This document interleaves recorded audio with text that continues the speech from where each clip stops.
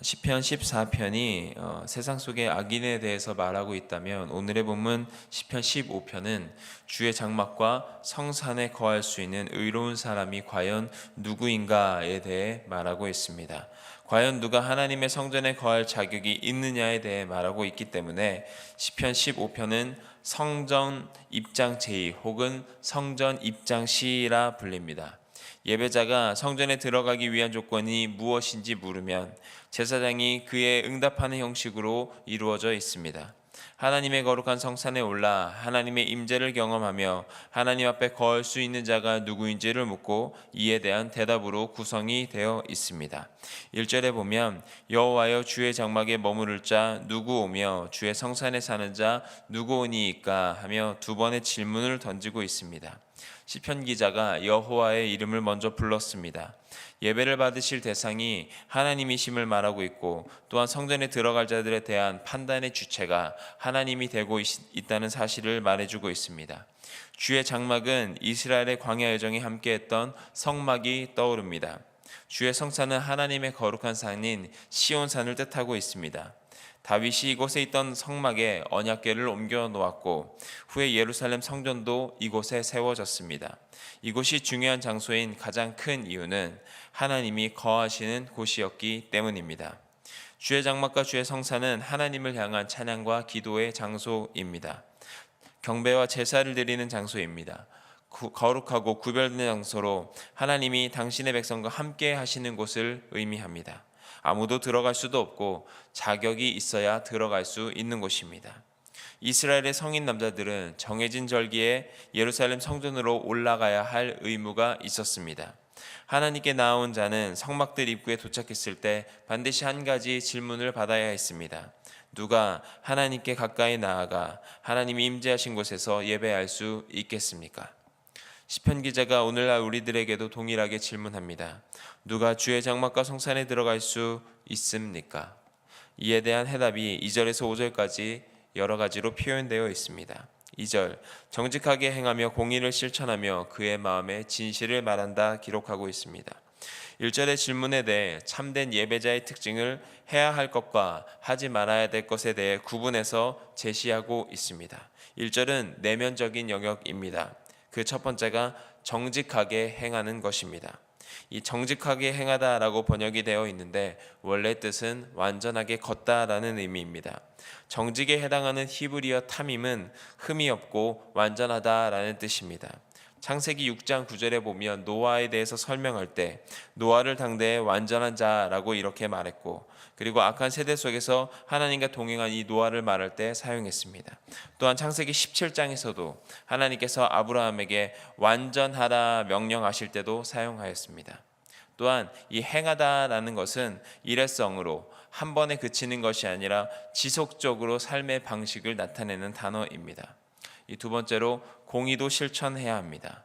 공의로 번역된 이 히브리어 차디크는 두 가지의 측면을 볼 수 있습니다. 첫 번째는 하나님에 관한 것이고 두 번째는 이웃에 관한 것입니다. 하나님과의 언약을 충실히 지키고 이웃과의 측면에서 도덕적 규범을 준수하는 것입니다. 적극적으로 행하는 것으로 의로우신 하나님의 성품을 삶 속에서 행위를 통해 나타내는 것입니다. 그리고 세 번째로 마음의 진실을 말해야 합니다. 진실로 번역된 이 헤브리어 에메트는 진리라는 의미입니다. 사람은 자신의 마음에 있는 것을 입 밖으로 꺼냅니다. 사람의 말을 들어보면 어떤 마음을 품고 있는지 알 수 있습니다. 두 마음을 품는 사람은 마음의 진실을 밝힐 수 없습니다. 왜냐하면 거짓 증언을 하고 있기 때문입니다. 마음이 견고하고 믿을만하고 생각이 신실한 것을 의미합니다. 마음속에 품고 있는 것과 입술로 말하는 것이 일치해야 한다고, 언행일치의 성품이 필요하다라고 말하고 있습니다. 3절, 그의 혀로 남을 허물하지 아니하고 그의 이웃에게 악을 행하지 아니하며 그의 이웃을 비방하지 아니하는 자가 들어갈 수 있습니다. 3절에서는 하나님 앞에 나아가는 참된 예배자의 구체적인 행동으로 이웃과의 관계와 관련이 되어 있습니다. 이 허물하지 아니하다라는 것은 히브리어 라가를 사용하여 표현하였는데, 따라서 걷다, 퍼뜨리다라는 의미를 가지고 있습니다. 이 단어가 말과 관련해서 사용되면 이런 뜻이 있는데 참소하다, 중상하다라는 의미입니다. 즉 혀로 상대방에게 죄를 짓지 않는 것을 뜻합니다. 다른 사람을 비방하거나 헐뜯지 않고 안 좋은 소문을 퍼뜨리는 것을 말하는 것입니다. 또한 그의 이웃에게 악을 행하지도 않습니다. 여기서 이웃은 가까운 사이로 마음을 터놓고 이야기할 수 있는 친구들도 포함됩니다. 가까이 지내는 사람들에게 말로나 행위로나 해를 가하지 않는 자가 예배자입니다. 그의 이웃도 비방하지 않는다 말합니다. 이웃을 해치기 위한 목적으로 거짓 증거로 이웃에게 누명을 씌우지도 않는 사람이 주의 성산에 거할 수 있는 사람입니다. 4절 그의 눈은 망령된 자를 멸시합니다. 이 망령된 자라는 것은 히브리어 니메아스가 사용되었는데 거절당한 자, 즉 하나님에 의해 거절당한 자라는 뜻입니다.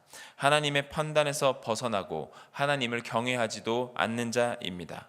무가치하고 도덕적으로도 부패한 사람입니다.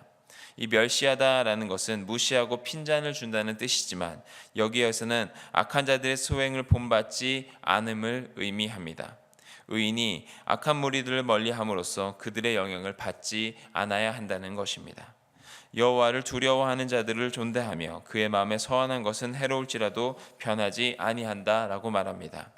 의인이 헛된 맹세를 하지 않습니다. 적극적인 의미에서 의인은 한번 맺은 약속은 무슨 일이 있더라도 반드시 지키는 사람입니다.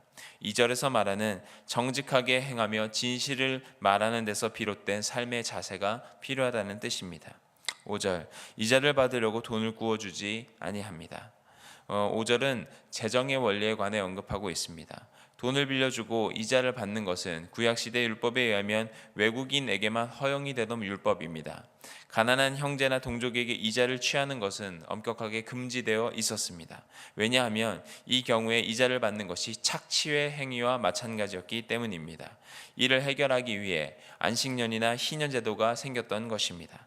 따라서 이 구절은 돈 빌려주는 것 자체에 대한 진술이 아니라 어려운 처지에 있는 자에 대해 높은 이자를 받는 사람들을 말하고 있는 것입니다.